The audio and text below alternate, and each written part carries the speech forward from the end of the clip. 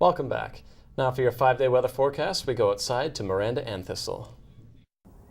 While we've experienced a little bit of everything in the weather this past week, the good news is that the chilly temperatures are finally beginning to warm up. But don't put away the rain boots or umbrella. The rain isn't going away just yet. Right now it's 3 degrees in Toronto. Let's take a look at the 5-day weather forecast. Today it's going up to a high of 8 degrees, and the showers will taper off this evening as temperatures go down to 0. Tomorrow we'll be able to enjoy rain-free and double-digit weather. The sun is coming out to play and we'll have a high of 10 degrees and a low of 0. Friday the rain returns, though we'll get less than a millimeter of it, and we'll have a high of 8 degrees and a low of 4. Saturday will warm up to 15 degrees with sun and isolated showers, dropping to 4 degrees overnight. And Sunday will be the warmest day of the weekend, going up to a whopping 19 degrees. But don't break out the sunscreen or sunglasses because we will be experiencing some showers. However, the low will be a balmy 9 degrees. That's it for your weather update. I'm Miranda Anthesol. Now back to you in the studio. Thanks, Miranda. Turning now to national and international news. Former President of the Ivory Coast, Laurent Gbagbo, is trapped in his private bunker as opposition forces move in. The forces are backed by the winner of the country's election, Alassane Ouattara. The French military have provided patrolling helicopters to help Ouattara's ground forces. Soldiers have been given strict instructions to take Gbagbo unharmed. Gbagbo has refused to relinquish power of the Ivory Coast since losing an election last year. Rescue workers have saved 50 people from a migrant boat that capsized off Lampedusa, a small Italian island close to North Africa. There were an estimated 200 to 300 people aboard the boat, and the rest of the passengers are feared dead. Strong winds and tides have hampered the rescue efforts of fishing boats in the area. Most passengers aboard the boat were coming to Italy, trying to escape from Libya.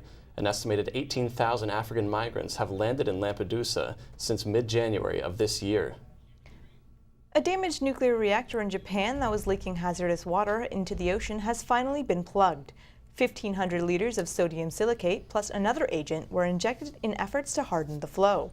More than 7.5 million times the legal limit of radiation was found in the sea near Fukushima Daiichi nuclear plant. People with peanut or milk allergies should not use various ASSI brand wheat flour mix products. The product is being recalled because it does not clearly state it contains milk and peanuts on the label. The recalled product comes in 550-gram packs and is imported from Korea. The Canadian dollar has reached a 3.5-year high of just over $1.04 US, and experts expect the loonie to continue this upward trend.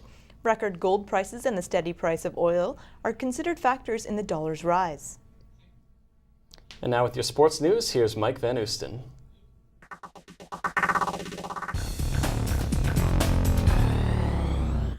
The dream is over, at least for the Maple Leafs. In last night's game against the Washington Capitals, the Leafs were defeated 3-2 in a shootout, a loss that would have put them out of playoff contention had they not already been eliminated after the Buffalo Sabres defeated Tampa Bay 4-2. Though defeated, the Leafs will continue to keep their heads held high as they play their last 2 games of the season. We took to the halls of Humber to find out how students feel about another missed playoff season. They just keep the way they played the last 30 games onto next year for the entire season. I would like to say they'd at least have a playoff spot for sure. Can't remember the last time Leafs were in the playoffs when he was 14, so since then I've given up hope. In basketball, the Toronto Raptors were beaten 131-118 as they faced off with the New York Knicks last night at Madison Square Garden. The Knicks held the game from start to finish, with player Tony Douglas scoring a team high of 28 points. The Raptors' DeMar DeRozan led all scorers with 36 points and added 10 boards for Toronto, which has dropped 7 of 8. Ed Davis scored 22 points and 13 rebounds in a reserve role, while Jared Bayless netted 19 before fouling out. In baseball, the Blue Jays continued their strong start with a 10th-inning walk-off victory against the Oakland Athletics. Yunel Escobar hit his first homer of the season in the bottom of the 10th, sealing the win for the 3-1 Jays. Aaron Hill added 2 RBIs, and Jason Frazier picked up the win after Jojo Reyes was chased in the 4th inning after giving up 5 runs. Oakland got a home run from Josh Willingham. Grant Belfer was tagged with the loss. Canada's Jeff Stoughton is now alone in first place in the Ford World Curling Championship. Stoughton remains undefeated after a 7-3 win over Scotland's Tom Brewster Tuesday night. Canada is on track for a spot in the 1-2-page playoff on Friday. The surprise of the tournament thus far has been the performance of Norway's Thomas Ulsrud, who was teetering on the brink of elimination. Ulsrud took home silver medals at the Vancouver Olympics and World Championships last year.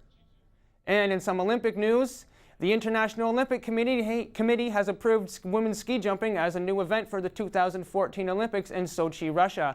The IOC had twice rejected women's ski jumping for the 2010 Vancouver Olympics, saying the sport lacked enough elite competitors. The IOC has also approved ski halfpipe, mixed relay and biathlon, and team events in luge and figure skating for the 2014 Games.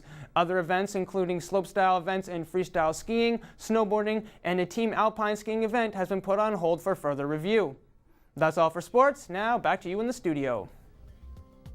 Thanks, Mike. After the break, we'll get the latest in entertainment from UA Smotala.